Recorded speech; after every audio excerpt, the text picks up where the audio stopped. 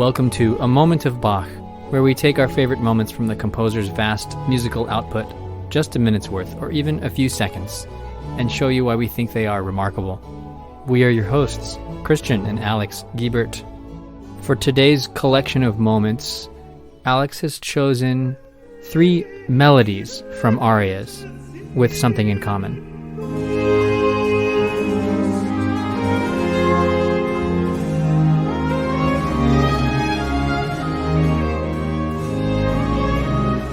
From the first biography of J.S. Bach that was written and published by Johann Forkel, from the manner in which Johann Sebastian Bach treated harmony and modulation, his melody necessarily assumed a peculiar form. Forkel here is talking about Bach's melody. I also love how the translation here ends up saying Johann Sebastian Bach, but that's what Johann means, right? In fact, most of Bach's sons were first name Johann, but then their middle name was what distinguished them. And he would call them by their middle name or by an affectionate nickname. The daughters had a little bit more variety in the names. But Forkel here is talking about Bach's peculiarities in his melodies.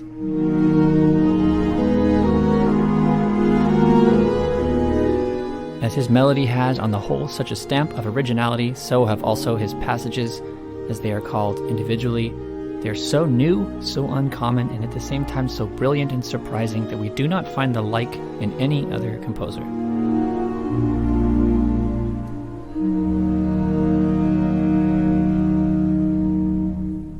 And so I decided today, while I was looking at BWV 170, Vergnügte Ruh, and that is an amazing cantata with an amazing first movement, and then I thought, I need to connect this with some other great melodies.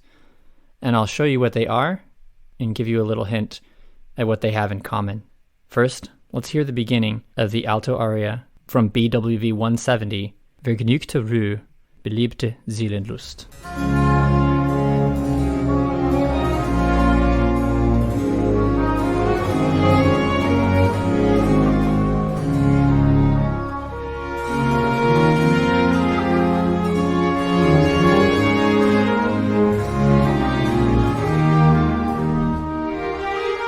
That was about half of the instrumental introduction that you just heard, and it almost hurts me to cut it off like that because I want you to hear the full beauty of it. But the reason I do is so that I can point you out some particularities that Bach always does when he writes in 12/8 time.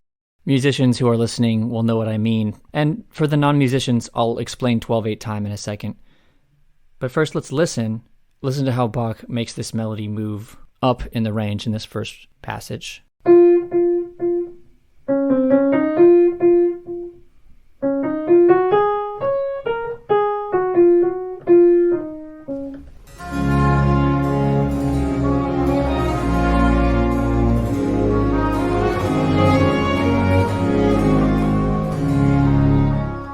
Now let's listen to the bass line.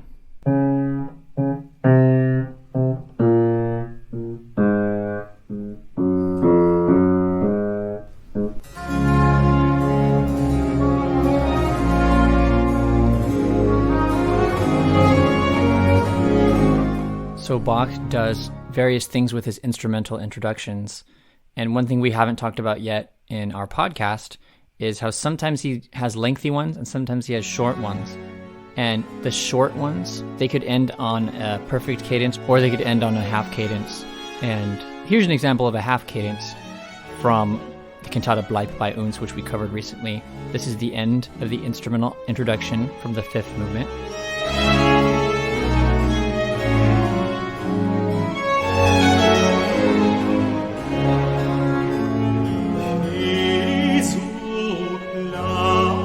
Pretty short, and it just sets up the tenor entrance, and when the tenor enters, he enters on the tonic pitch, and that's because the little intro set him up for that by landing on a half cadence.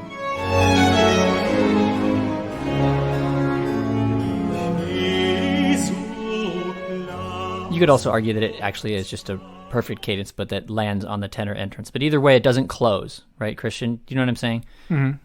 The cadence doesn't close by itself before the voice comes in, but Bach, I would say more often than not, does close that cadence.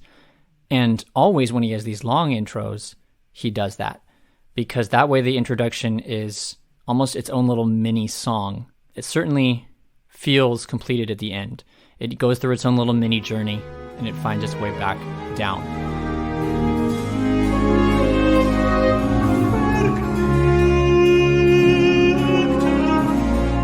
We've talked before about how Bach uses sequences. I want you to listen to these wonderful sequences that are happening here. This is Bach's mind at work here. He was not content with simplicity, I think. So after those first few measures,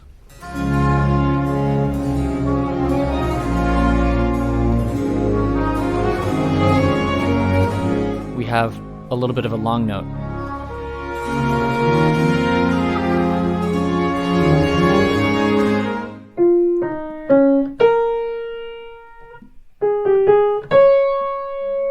Then where's he going to go? Is he going to go up here? That's what I expected, but that's not what he does.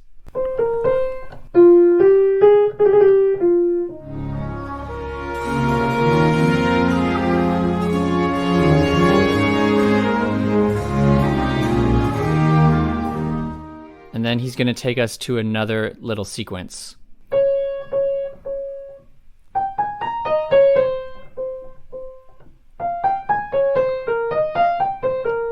Etc. And it's falling down, isn't it?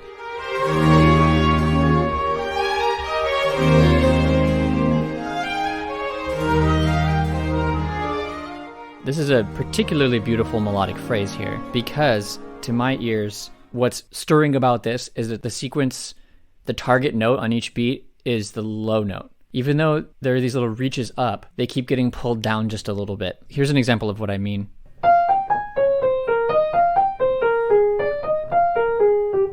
There are little groups of 3 notes, right? We wouldn't count it this way rhythmically, but we can group the 16th notes like this if we just chunk them together. It's 1, 2, 3, 1, 2, 3, 1, 2, 3, 1, 2, 3, right? One goes up, da-da-dum. The other is falling, da-da-dum. And they are fighting, I guess you could say. They're at odds with each other. They're pulling. It's like a rubber band thing that's happening. But ultimately, pulling down is winning the fight of that. Let's listen for that again.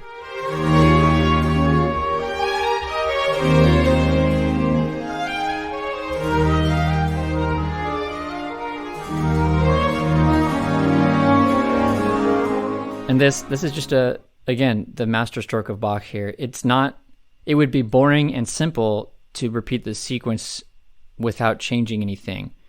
But he pulls it, at the end, he pulls it down farther. Like he skips some sequences. Did you see that? Let's listen for that.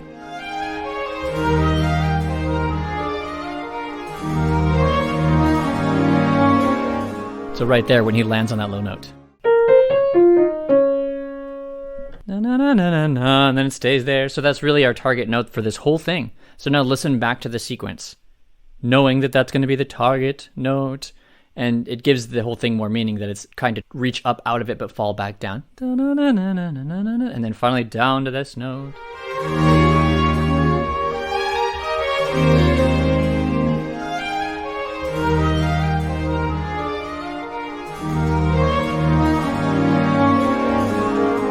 But then he brings us out of the depths. Some interesting chromatic alterations there.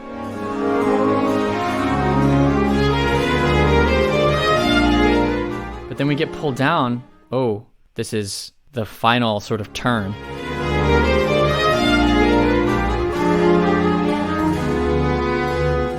Whoa, check out that low note there. It was really odd, right? Da-dum-dum. Really unusual note. That note comes to us from the parallel minor, which is a borrowed chord. It's like a little bit unusual.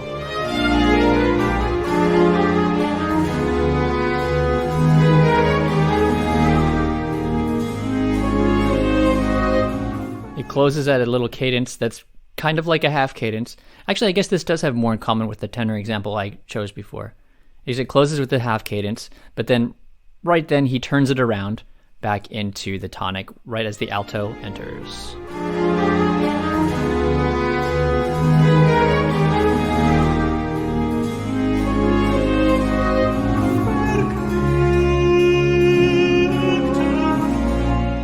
So the beautiful liltingness of this is the 12/8, right?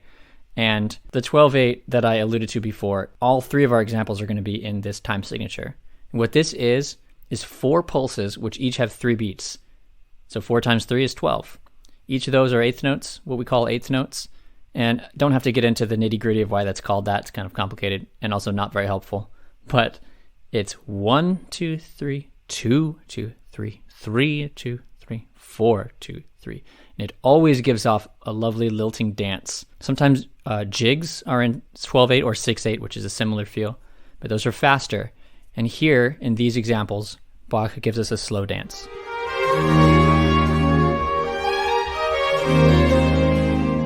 We're going to listen to this whole thing now that I've given you some context for some of the melodic shapes.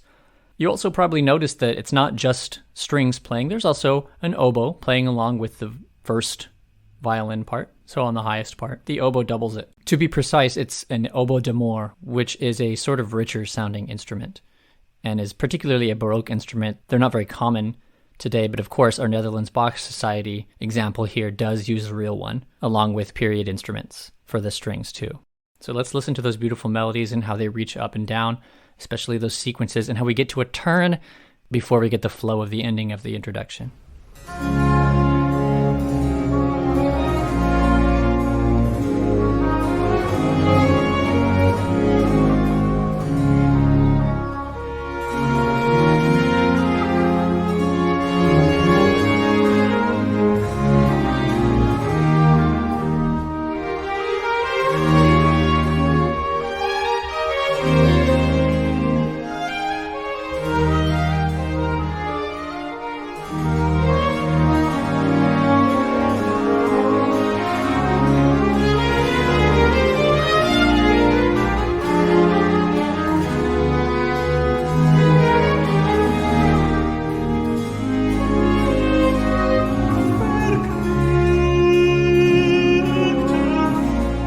So hopefully in there you were able to catch quite a few details.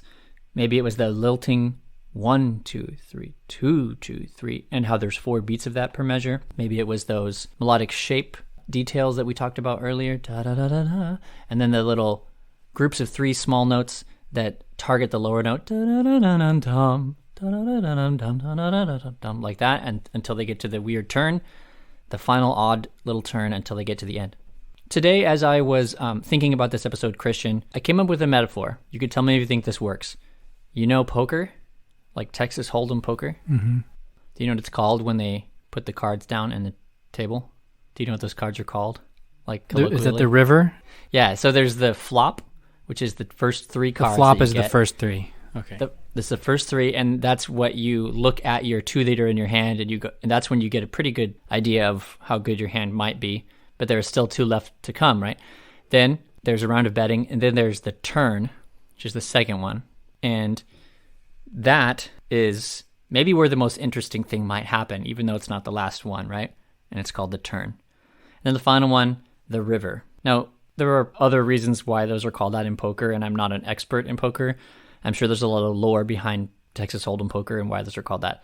But I think it actually kind of fits neatly into these instrumental introductions, and I think most Bach instrumental introductions have the Texas Hold'em poker structure to it, and I think you'll see what I mean.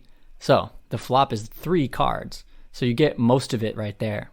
That's going to give you the vibe or the tenor, so to speak. Not that it's a tenor aria, but you know what I mean. The tone of the introduction.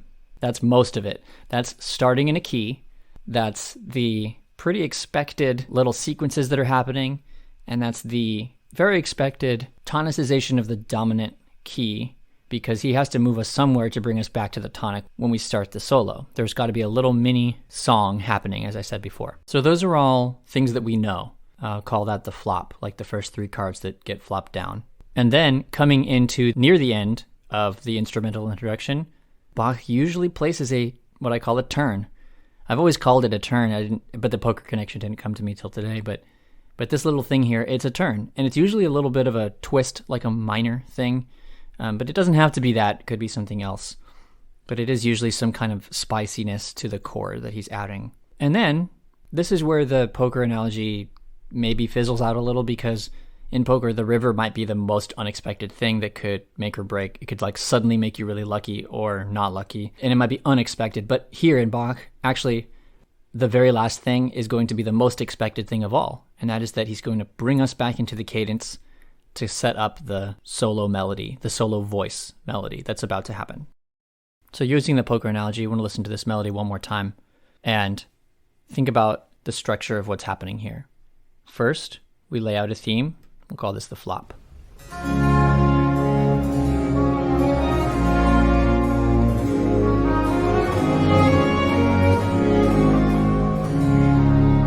There we go. That was pretty expected. Feeling like we're living in the dominant key now of A a little more. But he's subtle with it. He doesn't just plow us with an A chord. I don't think there are any normal A chords yet. He's giving us these sequences. These are expected things. It's all part of the flop here. Okay, he's about to hit us with some turns here. Okay,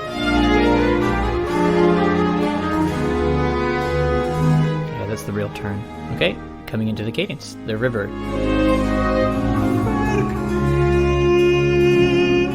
All right, and again, I hate to keep on cutting you off because it is beautiful to hear our alto soloists enter there.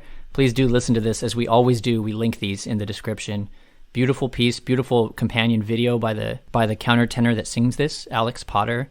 He talks about his preparation for this, how he prepares for this by trying to understand the liturgical and theological implications of the text. And so there's a whole other interesting side to it, and I suggest you check out that video. But anyway, Christian, what do you think? Do you think the poker analogy tracks for you at all? Or is there maybe a cleaner, different analogy that could work for this? It works for Baroque aria style, I think, because it's continuous. Yeah. The poker analogy, I think it works because those three events in order are continuous in the poker game, and they all build off of one another. And the Baroque style is the same way. When you begin a Baroque composition, it's pretty cleverly hidden, the transitions between these, but you can still identify them. Whereas maybe something a little later in the classical period, the divisions between the sections of the music would be more clear-cut. Yeah. Just a few episodes ago, you mentioned, Christian, this was when we were talking about the prelude number 15 from Book 2, Well-Tempered Clavier. You mentioned the sort of flowiness of that music and how it's not having to confine to such an obvious structure as what Mozart might have. I even gave a little Mozart example in that episode, and sure enough, here, these introductions, whether they're long or short, they simply flow. They do not have to do short declamations and then close out little short phrases. They still do have cadences, but I think that's what makes them more interesting to me because they surprise me more sometimes. I'd like to give us an example of a short one. So here's our second of 3 beautiful melodies today. This one comes to us from the Bach Magnificat, which we've covered before, and here's a movement which we haven't seen yet in our podcast. That's movement 6. It's Misericordia, which is an alto and tenor duet. But as we know, all Bach arias have a just as important instrumental obbligato, which means they have to play it. That's what obbligato means. That's why it's so important. And in this one, those obbligato parts, kind of like the last one we just heard, are split into the strings, and we actually also have flutes doubling them this time. Here's a great example of a short version. It's kind of like what we just heard, except it's in a minor key. It has a different minor flavor, but most importantly, it's way shorter. It's only 4 measures, but I think it still has the flop, turn, river. So let's see if you can hear it. Here it is.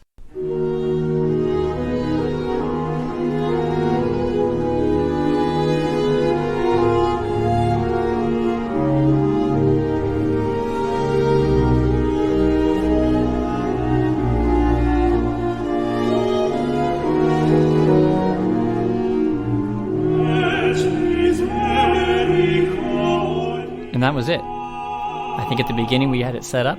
I think the chromatic stuff going down in the bass was a little bit twisty. Maybe that turn could be considered to be that. But I think in the third measure is where I really hear that turn. That's when the melody does something unusual. And then we have the river, which takes us back in to the entrance of the voices. But let me focus on that turn.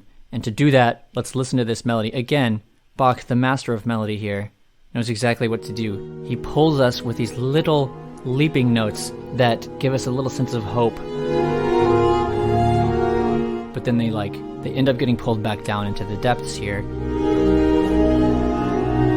And especially in a minor key with the bass moving down by step, it gives it a lot of pathos, I think.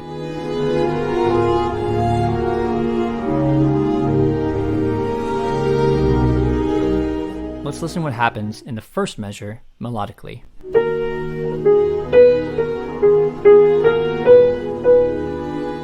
So then is he going to do a sequence off that? Well, kind of. It's similar, but that jump up is what makes it unique. Let's listen to the second measure.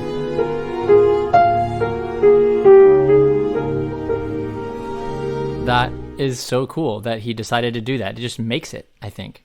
I mean, it would be boring without it. And then what about the third measure? Should he continue that leap up thing? Well, he does, but then at the end of the measure, he again alters it and brings us into what I'm calling our turn.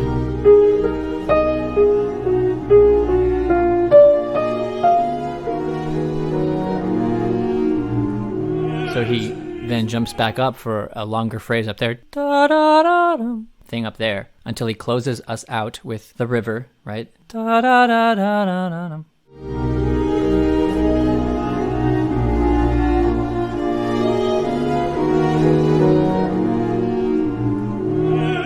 I think it's also important to say that the musical stress must occur on the first of each of the three.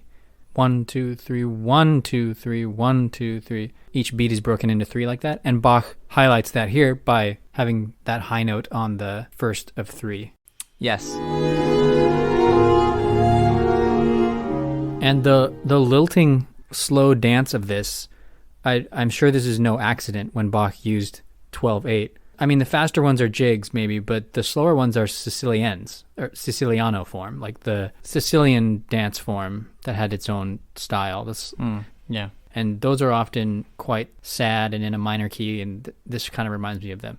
But they're pastoral, like they are supposed to evoke outdoor scenes of Sicily. Some of them are in a major key, though, like the last one we just did today, and that reminds me a lot of a cantata opening that we've covered, the opening chorus of Du hörte Israel höre, but these all have that in common. They all really tug at the heartstrings with this bum bum bum 1 2 3 1 2 3, and especially passionate notes are found right on those beats, those strong points that happen 4 times per measure.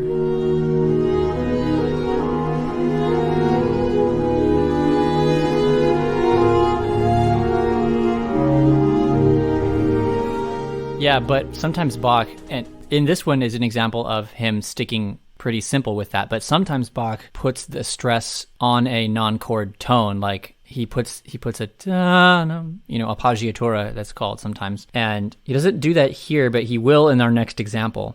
And it's also worth pointing out that I said there were 3 12/8 examples in this episode, but really, Christian, there's a 4th, right? We've already played it, and we will play it at the end. Right? Clever listeners will know what I mean. It's just the intro and outro music that we use, right? There's another beautiful 12/8 thing, and we're saving that for another episode, but I can't wait to talk about that later. But it's another example, right, of this same lilting feel. And Bach is not satisfied with a lot of simplicity. This one we just heard is maybe the simplest that we're going to hear today, but usually he can't help himself but adding a little bit more complexity in. So that brings us to our third and final example. It's an aria we have touched on in the past. This is from BWV 21, Ich hatte viel Bekümmernis.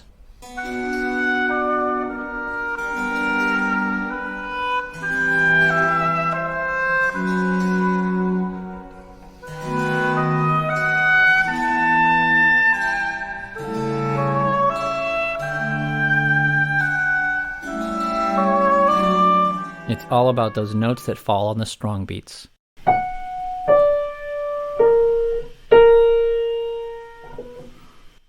And what is the actual German title, right?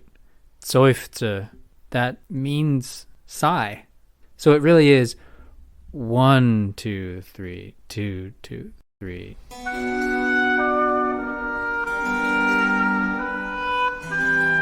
We've talked about the Seufzer before when we talked about the Bach double. Oh yeah, the Bach double occurred many times there. That also had a middle movement, which was a Siciliano, I think. That's right. Yep, a beautiful 12/8 melody. So it's no accident that he's setting the text this way and reserving this time signature of 12/8, I think, for particularly poignant text setting opportunities. And listeners who know the St. Matthew Passion really well will recognize this fact very starkly. Bach uses it, I guess off the top of my head, I'm thinking of 3 of them, but they are pivotal moments in the St. Matthew Passion.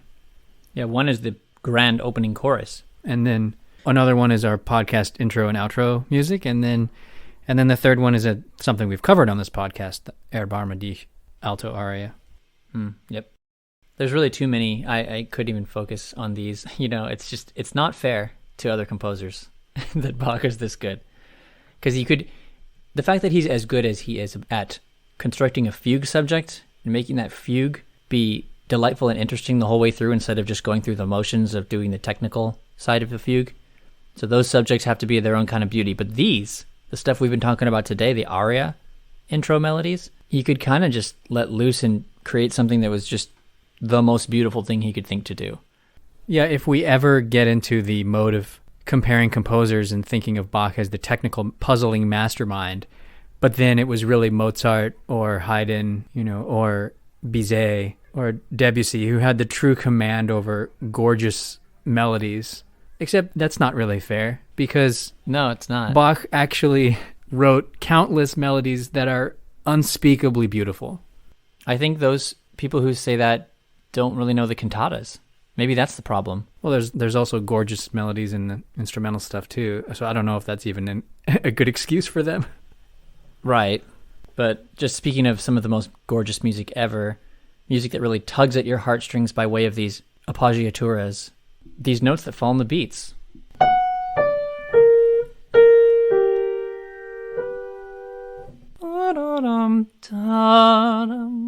It doesn't resolve until the end of that. The last note is the resolution, but he saves it until the end. He doesn't put it on a strong beat, and it gives it a lot of drama. And then there's something about this melody. I don't know what it is, especially the third and fourth phrases that leap up high. There's something about this that it just absolutely destroys me. Listen to this.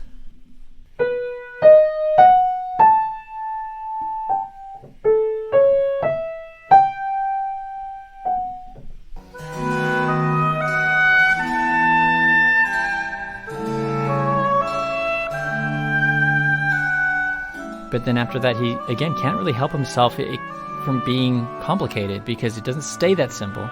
Here's some more twists, interesting things, and then we're coming to something that we might call a turn right here. That was odd.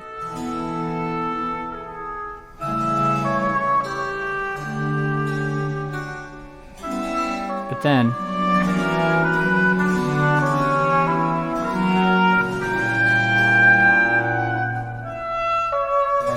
it brings us into our cadence.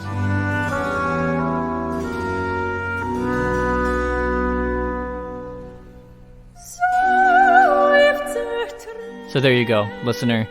3 amazing moments from beautiful pieces by Bach. Those are 3 perfect melodies. But Bach wrote hundreds and hundreds of perfect melodies. And this is the sort of staggering thing about this composer. I mean, someone like Duruflé, for example, an amazing composer, but I'm picking him off the top of my head because he's famous for not having a lot of published works. 12, I think, that were actually published during his lifetime. Famously meticulous composer. Beautiful what we have from him. Beautiful, gorgeous. But with Bach, you can always discover more. And it's all amazing.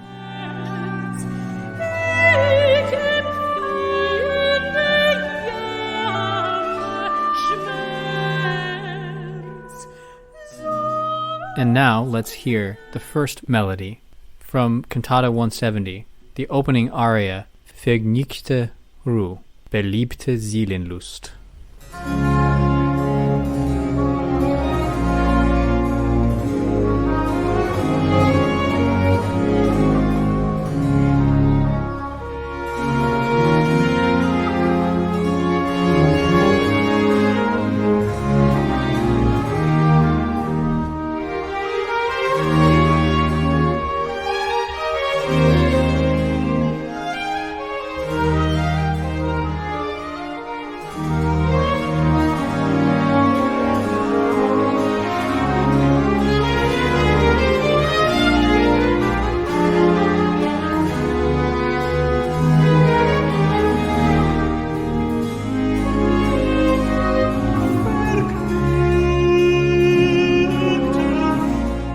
the second melody from the Magnificat, Movement 6, Et Misericordia.